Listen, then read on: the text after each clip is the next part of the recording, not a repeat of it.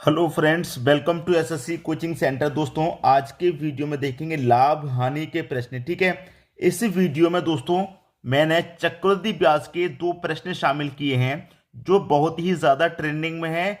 साधारण ब्याज और चक्रवृद्धि ब्याज का जो अंतर पूछा जाता है 2 वर्ष का और 3 वर्ष का, वो दोनों ही प्रश्न मैंने इस वीडियो के लास्ट में रखे हैं। ठीक है, तो सबसे पहले देखेंगे हम लाभ हानि के प्रश्न, उसके बाद में उनको देख लेंगे। तो चलिए स्टार्ट करते हैं। पहला प्रश्न है, 150 अंडे बेचने पर 30 अंडों के विक्रय मूल्य के बराबर लाभ होता है। लाभ प्रतिशत कितना है? बहुत ही बढ़िया प्रश्न है। यहां पर हमको बताना है कि लाभ प्रतिशत। ठीक है, कोई बात नहीं, हमें लाभ प्रतिशत का फॉर्मूला मालूम होना चाहिए। लाभ प्रतिशत, ठीक है, लाभ प्रतिशत क्या होता है? एक्स बटे में वाई माइनस एक्स गुने 100। अभी समझा देता हूं। मैंने कल इसी तरह का एक वीडियो बनाया था। उसमें भी मैंने यही चीज बताई थी, लेकिन उसमें मैंने क्या बताया था कि ऊपर क्या रखेंगे, अभी हानि। ठीक है, अब देखिए यहां पर ये लाभ वाला प्रश्न है। अगर हानि वाला आ जाए, हानि वाला भी प्रश्न आएगा, हानि प्रतिशत निकालना है, तो उसमें क्या करेंगे? एक्स बटे में वाई प्लस एक्स गुने 100। तो कुछ भी चेंज नहीं है। जब लाभ निकालेंगे तो यहां पर माइनस का साइन रखेंगे और हानि निकालेंगे तो प्लस का साइन, बस इतना अंतर है। लाभ वाले माइनस और हानि वाले में प्लस का साइन। कर लो भैया। 150 अंडे बेचने पर 30 अंडों के विक्रय मूल्य के बराबर लाभ होता है। कितने के? 30 के बराबर। तो एक्स कितना है आपका? 30। पट्टे में कितना? वाई। वाई कितना आपका? टोटल अंडे 150 माइनस का एक्स। एक्स कितना दोस्तों आपका? 30 है, गुने 100। कर दो भैया। ऊपर कितना भाई? 30। 15 माइनस 30 है दोस्तों, यहाँ 15 नहीं 150। भाई टोटल अंडे हमारे 150 थे, तो 150। 150 में से 30 घटा देंगे, 120 गुने 100।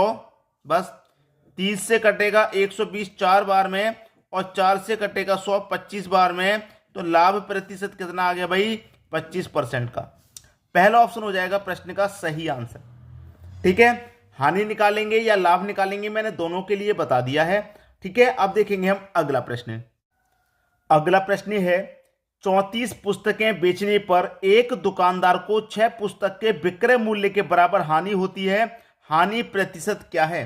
भाई हानि प्रतिशत के लिए मैंने बता दिया था फॉर्मूला कि हानि प्रतिशत आप निकालेंगे तो एक्स बटे में वाई प्लस का एक्स गुने 100। ठीक है, वाई का मतलब क्या है? टोटल संख्या, जो कुल संख्या है आपके पास। बात क्लियर है? अब यहां पर प्रश्न को करना आसान है। एक्स कितना दोस्तों? 6 है आपका, एक्स 6 लिख लेंगे। वाई कितना है? 34 है, 34 लिख लेंगे।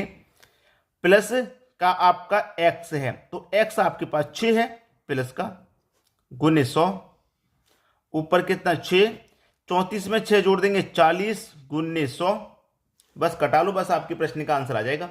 अब मैं से कटाऊंगा, देखिए 2 से कटेगा ये आपका ये 3 बार में, 2 से कटेगा ये आपका 20 बार में। ठीक है, और 20 से कटेगा 100 5 बार में, और 3 का गुना हो जाएगा 5 से, तो 3 पच्चे 15। 15% की हानि होगी इस प्रश्न में, 15% की हानि। बी ऑप्शन सही हो गया। लाभ और हानि निकालना कितना आसान है आप जानते हैं। अब देखेंगे अगला प्रश्न। अगला प्रश्न है, एक व्यापारी त्रुटिपूर्ण तराजू से सामग्री खरीदने में 20% तथा बेचने में 10% की बेईमानी करता है। व्यापारी का लाभ प्रतिशत क्या है? बहुत ही अच्छा प्रश्न है दोस्तों। यहां पर इस तरह के प्रश्नों को करने के लिए मैं आपको एक ऐसा तरीका बताऊंगा जिससे कि आपका हमेशा आंसर सही आएगा। ठीक है, देखिए मैं आपको बता दूं। एक होता है एक्स प्लस वाई प्लस का एक्स वाई बट्टे 100। ये आपका फॉर्मूला है, यही लगाना है। ठीक है, अब मैं आपको एक चीज क्लियर कर देता हूं। यहां पर x प्लस का रहेगा तो प्लस का मतलब फायदे का रहेगा, लाभ का रहेगा तो आप प्लस का ही रखेंगे। अगर नुकसान में होगा, बेईमानी में है तो फायदा ही होता है। भाई मैंने आपकी बेईमानी कर ली तो मुझे तो फायदा ही हो गया, तो इसीलिए प्लस में रखेंगे बेईमानी वाले में। कोई प्रश्न ऐसा आता है जिसमें हानि की बात होगी, नुकसान की बात होगी, तो वहां पर माइनस का रखेंगे, चाहे वो x हो चाहे वो y हो। ठीक है, पहले वाली x, दूसरी वाली वैल्यू y। कर लीजिए। एक व्यापारी त्रुटिपूर्ण तराजू से सामग्री खरीदने में 20%, कितनी भैया? सामग्री खरीदने में वो 20% की बेईमानी कर रहा है, तो 20% का तो लाभ हो गया ना इसको, तो ये प्लस का ही रहेगा, लाभ हो रहा है। और बेचने पर भी वो 10% की बेईमानी कर रहा है, जब वो सामान बेचता तब भी 10% की बेईमानी कर रहा है। तो ये बाई है दूसरी वैल्यू, ये भी आपकी प्लस की रहेगी, क्योंकि इससे तो फायदा ही हो रहा है भाई, बेचने पर भी फायदा हो रहा है 10% का और खरीदने पर भी 20% का हो रहा है। ठीक है, तो ये भी प्लस का, ये भी प्लस का, तो प्लस प्लस कितना होता है, प्लस प्लस प्लस होता है। एक्स आपका 20 है, वाई आपका 10 है, बट्टे में 100 है। ठीक है, कटा लो भैया, 2 जीरो से आपके सीधे सीधे ये 2 जीरो कट जाएंगे, 2 एक कम, ये 2 हो गया। प्लस का 20, प्लस का 10, प्लस का 30 और प्लस का जोड़ देंगे इसमें 2, तो कितना हो जाएगा 32। 32% आपके इस प्रश्न का बिल्कुल सही जवाब है, 32% ये दे रखा है बी ऑप्शन में। आसानी से समझ में आ गया होगा, किसी को भी प्रश्न में कोई समस्या बिल्कुल नहीं होगी। अब देखेंगे अगला प्रश्न। अगला प्रश्न है, एक व्यापारी सामान खरीदने में 5% की बेईमानी करता है तथा सामान बेचने पर भी 5% की बेईमानी करता है, तो इसका लाभ प्रतिशत क्या है। भाई देखिए, मैंने क्या बताया आपको, x प्लस वाई प्लस का एक्स वाई बट्टे में 100, यही बताया था। अब पहले वाली वैल्यू को x रख दो, बाद वाली वैल्यू को y। x आपका कितना है 5, तो प्लस का रहेगा 5, क्योंकि फायदा हो रहा है इसे।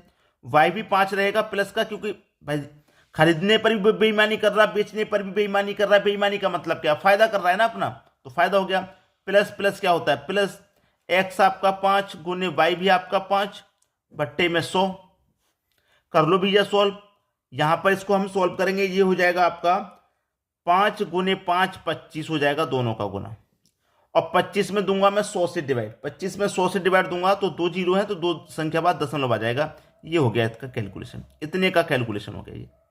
अब 5 प्लस 5 कितना हो गया 10, और उसमें जोड़ देंगे दशमलव तो 5, तो आ जाएगा आपका 10.25। ये आपके प्रश्न का सही आंसर है, 10.25% का उसको फायदा होगा।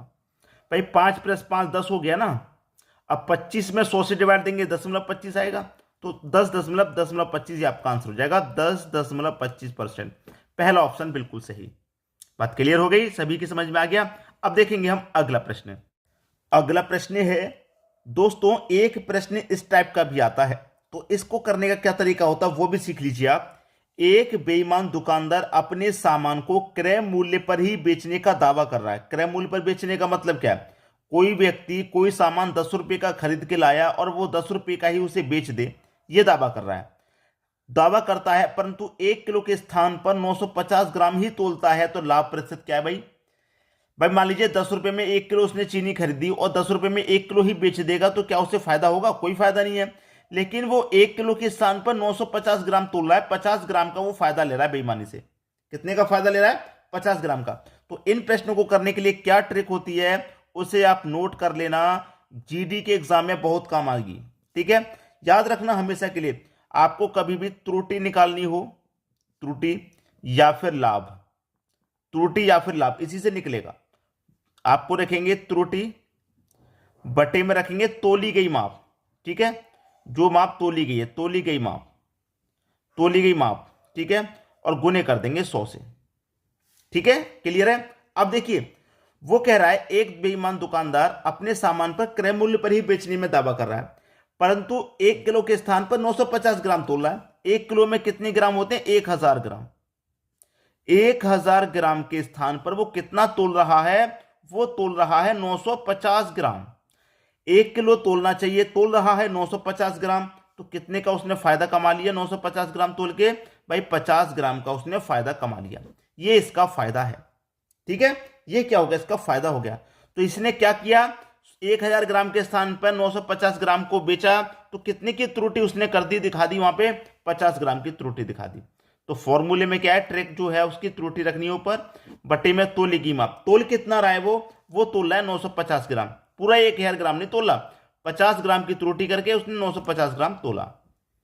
ठीक है, गुने कितना 100। बस प्रश्न खत्म, यहीं पे खत्म हो जाएगा। 0 से आप 0 कटा दीजिए, 5 से कटाऊंगा 19 बार में जाएगा, 19 से कटाऊंगा 100 का, 19 पंजे 95, 100 में से 95 तक गया, 5 बचेगा, 5 ऊपर बट्टे में 19, 5.5 बट्टे 19%। ये आपका सही आंसर हो जाएगा, पहला ऑप्शन बिल्कुल सही। उम्मीद करूंगा कि सभी के समझ में प्रश्न अच्छे से आ गया। अब देखेंगे अगला प्रश्न।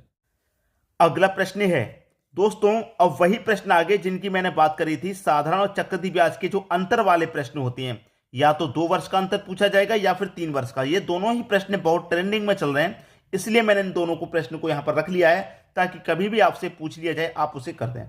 ठीक है, आपसे कह रहा है कि 20% की दर से 2 वर्षों का प्राप्त चक्रवृद्धि एवं साधारण ब्याज का अंतर कितना होगा यदि मूलधन 5,000 है। देखिए डिफरेंस पूछ रहा है ना, 2 वर्ष का पूछे तो मैं यहां पर सबसे पहले लिख देता हूं 2 वर्ष के लिए। ठीक है, 2 वर्ष का पूछ रहा है ना, तो 2 वर्ष के लिए क्या ट्रिक आपको लगानी है, डिफरेंस बराबर पी आर का स्क्वायर बटे में 100 का स्क्वायर। ठीक है, ये आपको 2 वर्ष के लिए रखना है इतना। प्रश्न का आंसर अभी आ जाएगा। डिफरेंस आपको निकालना है, प्रिंसिपल कितना है 5,000 है, इनटू रेट कितना, आर का मतलब रेट आपका 20 है तो आर की जगह 20 रखूंगा, 20 की पावर 2 है तो 20 की पावर 2 कर दूंगा तो भैया 400 हो जाएगा। ठीक है, बटे में कितना है 100 का स्क्वायर, 100 का स्क्वायर कितना होता है 10,000 होता है। ठीक है, बस सॉल्व करो, 2 जीरो से आपके 2 जीरो गए, यहां पर भी 2 जीरो से आपके 2 जीरो गए, 5 का गुना 4 से करूंगा, 5 चौके 20 हो जाएगा और एक ही जीरो मतलब 200 हो जाएगा। तो डिफरेंस आपका कितना निकल के आ गया 200 रुपए का। बस खत्म प्रश्न, पहला ऑप्शन बिल्कुल सही हो गया भाई। 2 वर्ष का हमें डिफरेंस पूछा था, हमने निकाल दिया, 200 रुपये आ गया। ये 2 वर्ष के लिए हो गया फॉर्मूला जो यहां पर मैं लिख दिया, डिफरेंस बराबर पी आर का स्क्वायर बटे में 100 का स्क्वायर। कभी भी 2 वर्ष का आपका साधारण ब्याज और चक्रवृद्धि ब्याज का अंतर पूछे, इसे निकाल दो, आंसर आ गया। अब बात करेंगे 3 वर्ष के लिए, अगर 3 वर्ष के लिए पूछा जाएगा तो क्या करना है। ठीक है, उसे देखते हैं। अगला प्रश्न है 5,000 रुपए की राशि पर 10% की ब्याज की दर से 3 वर्ष का प्राप्त चक्रवृद्धि ब्याज एवं साधारण ब्याज का अंतर है। कब की बात की इस बार उसने, 3 वर्ष की। तो यहां पर मैं लिख देता हूं 3 वर्ष के लिए, पहले तो 2 वर्ष के लिए लिख दिया था मैंने, अब लिख देता हूं 3 वर्ष के लिए। तो 3 वर्ष के लिए क्या करना है, डिफरेंस बराबर पी आर का स्क्वायर बटे में 100 का स्क्वायर। ठीक है, आप कहेंगे सर ये तो आपने 2 वर्ष के लिए बताया था, जब हम 3 वर्ष का निकालेंगे तो इतना तो हमको लिखना ही लिखना है जो 2 वर्ष के में होता है, इतना तो लिखना ही लिखना है।